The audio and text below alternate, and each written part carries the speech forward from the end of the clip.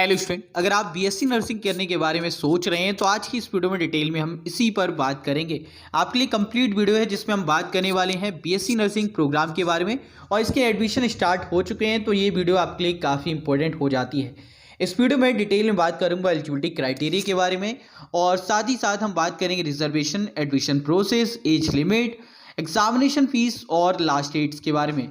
इस वीडियो में overall complete detail आपको मिलने वाली है। इग्नू से अगर आप बीएससी नर्सिंग करने के बारे में सोच रहे हैं तो आज की इस वीडियो को बिल्कुल भी स्किप मत करना। अगर आप हमारे चैनल पहली बार आए हो, मेक श्योर आप चैनल को जरूर से सब्सक्राइब करें ताकि इग्नू से रिलेटेड और आपके कोर्स से रिलेटेड सभी अपडेट आपको टाइम टू टाइम मिलती रहें। आई स्टूडेंट, बात करते हैं एक एक करके सभी पॉइंट्स पर। फर्स्ट ऑफ ऑल हम आपको बता दें कि इग्नू ने बीएससी नर्सिंग को लेकर एडमिशन के जो प्रोसेस है उसे स्टार्ट कर दिया है, जो कि जनवरी 2024 सेशन के एडमिशन के रिगार्डिंग है। अब हम इसमें बात करते हैं डिटेल में कि भाई एलिजिबिलिटी क्राइटेरिया क्या है और कैसे आपको अप्लाई करना होगा। फर्स्ट ऑफ ऑल एलिजिबिलिटी की बात करते हैं। देखिए, यहाँ पे उन स्टूडेंट्स के लिए है जो बेसिकली नर्सिंग के ऑलरेडी सर्व कर रहे हैं, यानी कि नर्सिंग के डिवीजन में ऑलरेडी हैं और आरएम में ऑलरेडी रजिस्टर्ड जो नर्सेज हैं उन्हीं के लिए ये बीएससी नर्सिंग कोर्स बनाया गया है। और जो ऐसे फ्रेश कैंडिडेट हैं वो अप्लाई नहीं कर पाएंगे। मेन बात यहाँ पे ये भी है। इसके साथ ही साथ कुछ और क्राइटेरिया हैं जो आपको फुलफिल करनी कंपलसरी है।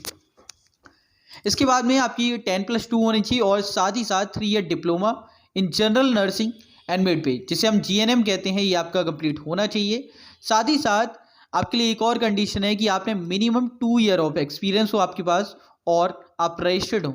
बिकॉज आप रजिस्टर्ड कर दें उसके साथ ही आपके 2 ईयर का एक्सपीरियंस भी होना कंपलसरी है, तभी आप इस प्रोग्राम में अप्लाई कर पाएंगे। अब यहाँ पे मेन बात ये तो हो गई फीमेल नर्सेज की, लेकिन अगर आप मेल नर्स की कैटेगरी में जाना चाहते हैं तो उसके लिए क्या है वो देख लीजिए।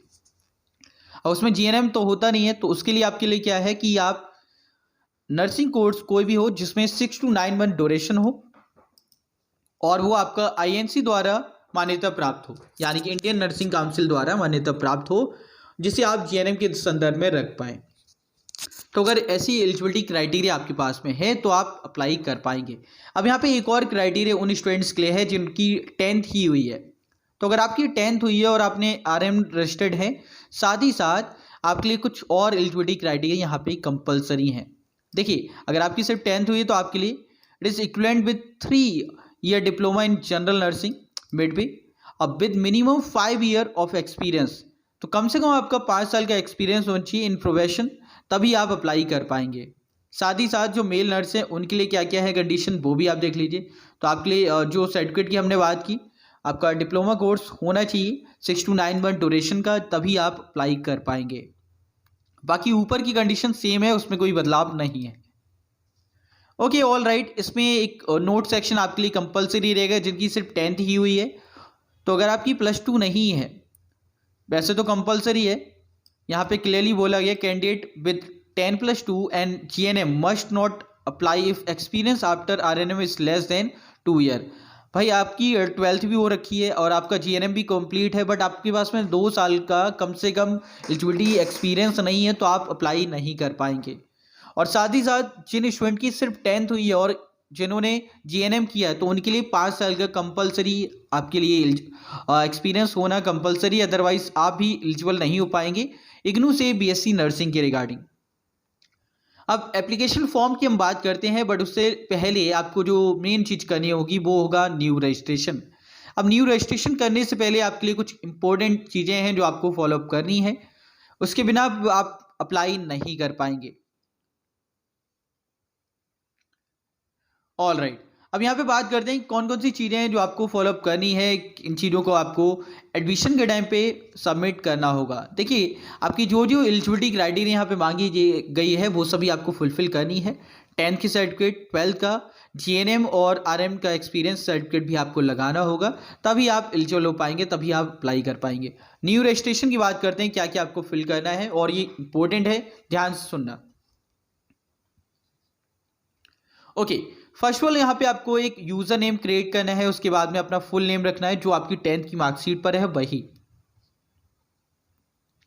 उसके बाद में आपकी ईमेल आईडी जो एक्टिव हो और जिस पे आपको ईमेल मिल सके और बाद में अगर कोई इशू होता है तो आपसे कांटेक्ट किया जा सके। फिर सेम आप री एंटर करेंगे, पासवर्ड आप अपना क्रिएट करेंगे, उसके बाद में री एंटर पासवर्ड करेंगे, mobile number and re enter mobile number, उसके बाद में कैप्चा फिल करके रजिस्ट्रेट कर देंगे। देन उसके बाद में आप लोग यहाँ पे लॉगिन करना है रजिस्टर्ड यूज़र नेम और पासवर्ड के जरिए, साथ ही साथ कैप्चा फिल करके आप लॉगिन कर लेंगे। अब यहाँ से मेन बात स्टार्ट होती है कि और क्या क्या कंडीशंस हैं। देखिए एलिजिबिलिटी की हमने बात कर ली, कोर्स की हम बात कर लेते हैं। कोर्स ड्यूरेशन की बात करें तो मिनिमम 3 ईयर्स का कोर्स है, जिसे आप मैक्सिमम 6 ईयर में कंप्लीट कर सकते हैं अगर आपकी कोई बैकलॉग वगैरह लगती है तो। मीडियम और इंस्ट्रक्शन की बात करें तो इंग्लिश ही है, हिंदी नहीं है। सो यहाँ पे आपको इशू हो सकता है अगर आपको इंग्लिश में कंफर्टेबल नहीं है तो। ओके, रिजर्वेशन की बात करें तो जो गवर्नमेंट ऑफ इंडिया की ओर से जो भी रिजर्वेशन पॉलिसीज़ हैं उसी के अकॉर्डिंग आपको रिजर्वेशन यहाँ पे मिलने वाला है। एज लिमिट की बात करें तो यहाँ पे कोई भी एज लिमिट क्राइटेरिया नहीं है, तो आप इजीली अप्लाई कर पाएंगे। रजिस्ट्रेशन की बात करते हैं तो इग्नू ने एडमिशन पोर्टल ऑन कर दिया है 12 दिसंबर से ही, तो आप इजीली अप्लाई कर पाएंगे, जिसके बारे में ऑलरेडी मैं बात कर चुका हूँ। एग्ज़ाम फीस की बात करते हैं, बिकॉज ये आपका जो एडमिशन है वो एग्जामिनेशन बेसिस पर यानी कट ऑफ के बेसिस पर ही होगा, बिकॉज आपको एंट्रेंस देना होगा। एंट्रेंस में जो आपके मार्क्स आएंगे उसी बेसिस पर आपका एडमिशन लिया जाएगा। इसके लिए आपको 1000 रुपीज़ फीस पे करनी होगी, जिसे आप ऑनलाइन माध्यम से इजीली कर सकते हैं। लास्ट में हम बात करते हैं इंपॉर्टेंट डेट्स के बारे में। आपकी ऑलरेडी एडमिशन स्टार्ट हो चुके हैं 12 दिसंबर से। लास्ट डेट की बात करें तो 31 दिसंबर 2023 आपकी लास्ट डेट है।